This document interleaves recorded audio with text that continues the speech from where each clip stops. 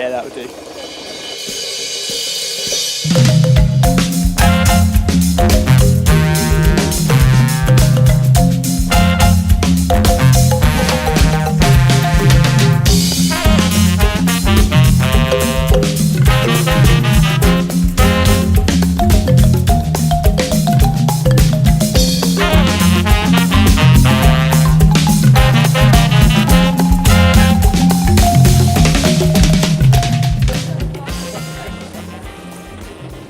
So this is our first bush camp, and we got out well excited for it.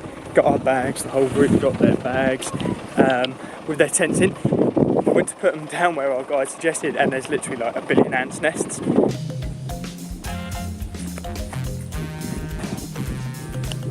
So, nice bit of fun there. Welcome to Vlog with a View. Sorry to stop you there, chap, but I'm getting ahead of myself. In the last vlog you probably heard me mention something called Overland Oasis, and I never actually really explained what that is, so here it goes.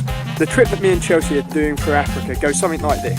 Starting in Kenya, we make our way down through Tanzania with a short stop over in Zanzibar, through Malawi, Mozambique, Zimbabwe, Botswana, Namibia and South Africa, where we'll jump from Cape Town over to Durban, where Chelsea has family.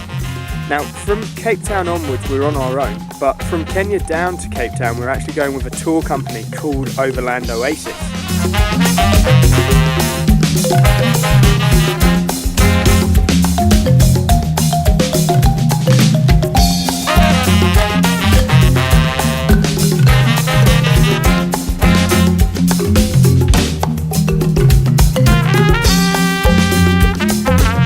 I'll stick a link in the video for anyone who wants to have a ganders, but basically with Overland Oasis we travel with a load of other people in a large yellow truck. We have a driver and a tour leader who can point out things to do at each stop along the way, but otherwise we do all the cooking between ourselves and get to decide what activities we want to get up to.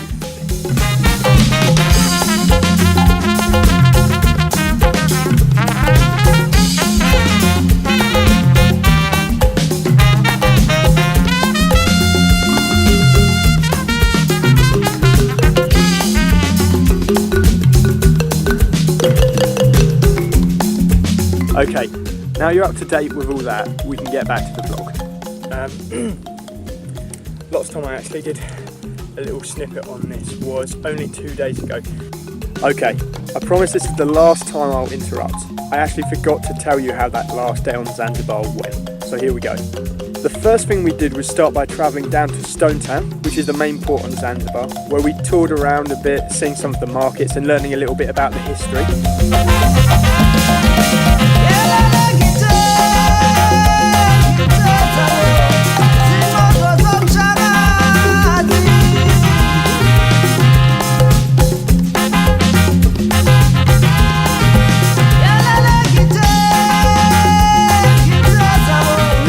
Chelsea and I hopped on a boat and headed over to Prison Island, where I was very excited to spend some time with the locals.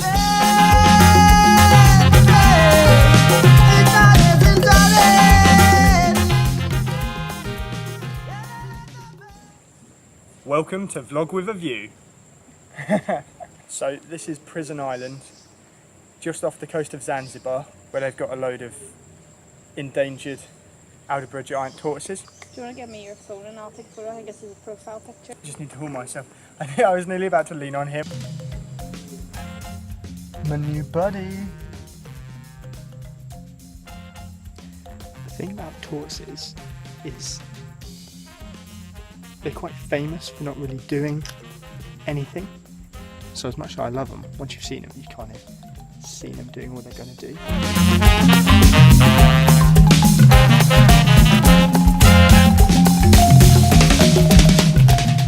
Oh, you're standing up, looking all impressive now, aren't you?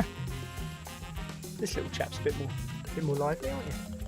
Just don't bite me. Oh, scared me. Sorry, little mate. Hey. This guy's a cool cat. You're not very big though, are you? Like a tortoise toddler. And he's a bit camera shy as well, so I think I'll leave him in peace. get back to the big ones that are a little less scared. Hey. Now, as you probably saw, I was sweating absolute buckets in the forest, so the final activity of the day was a lush snorkeling session around the island.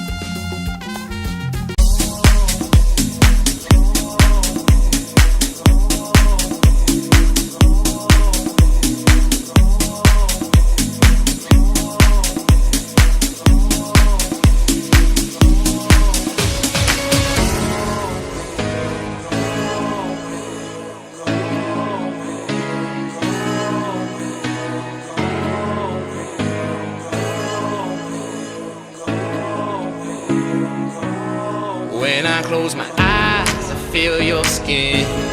Back into my mind, you're back again. Crawling down my spine, fingertips. I hate that I do. I'm getting visions of you, alone in my bed. I can smell the perfume, get out of my head. These visions of you, it's all that I see. Tell me the truth, are you thinking of me? I'm getting visions of you. And that pretty much summarises the last day. So as promised, that's the last interruption. But I thought I'd do a little snippet now because actually quite a bit's happened in the last 2 days. Well, so we had our last day on Zanzibar a couple of days ago. Went to see the tortoises, went snorkeling, that was great. Did a tour of Stone Town, that was really good as well. For the money, it was definitely worth it. And then when we had one last night in Zanzibar, you should be able to hear the thunder. It's about to be a hectic storm, so I'll keep this short and sweet, I think. And then, yeah, sorry, the next day we left early. One of the people we're travelling with had what we thought was just a really stretched out 2-day hangover.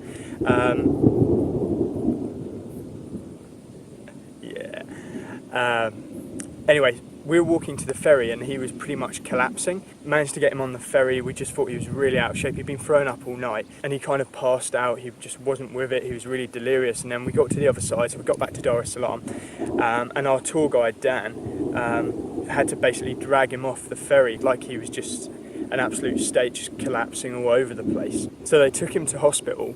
He was dehydrated, so they put him on a drip. He wasn't getting better, so they did a test to see what the deal was, and it turned out that he got pneumonia, like really bad pneumonia. Like he was wheezing, he was struggling to breathe. So that was yesterday. He got taken to hospital in the morning. He's still there now.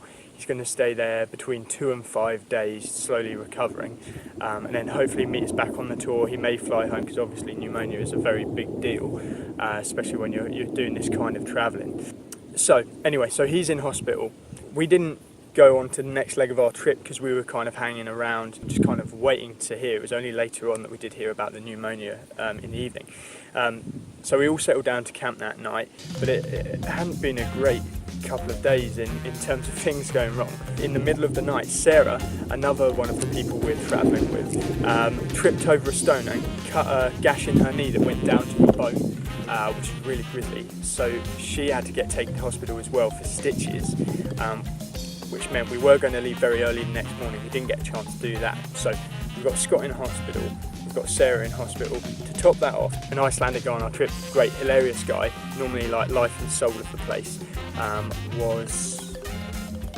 he basically had chronic diarrhea. He was not in a good way, so he was rough the whole day. Dar es Salaam is one of the most humid places I've ever been in my life, and it just makes you feel like even if you're on good form. So being ill there was just a no-go. So we had all 3 of those. Sarah came back this morning in good spirits. She was a great laugh, a real trooper. She's got her leg all bandaged up.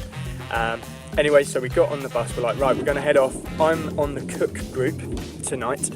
And we were going to do burgers, make it nice and easy because we're bush camping. So we're just out in the sticks of it, just do burgers.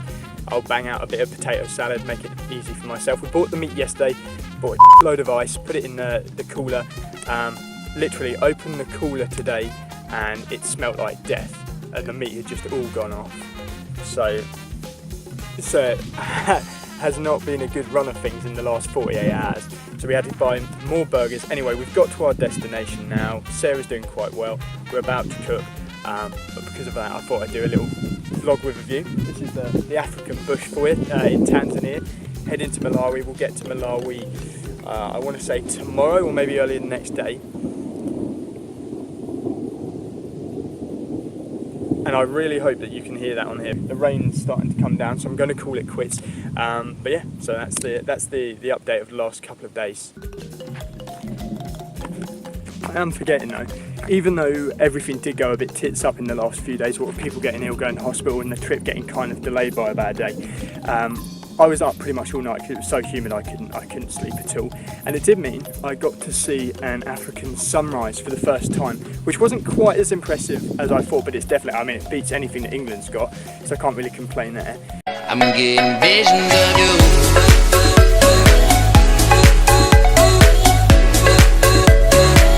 I'm getting visions of you. There we go, governor, that's what I'm after. Just enjoying the lovely water one last time before we go inland. Looks like I'm not the only one up enjoying the sunrise.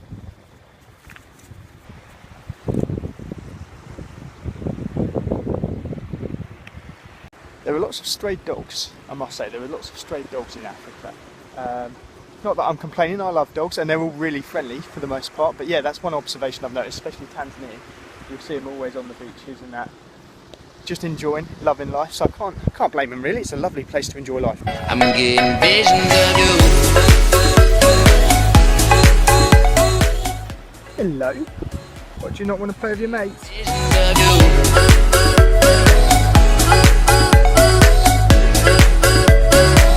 I'm getting visions. Any more updates? No, that's pretty much it.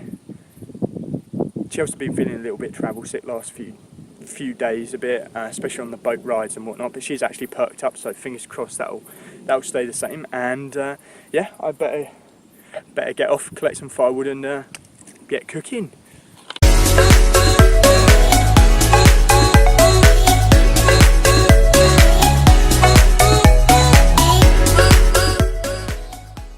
I'll pose for a picture. Make sure you get his best side.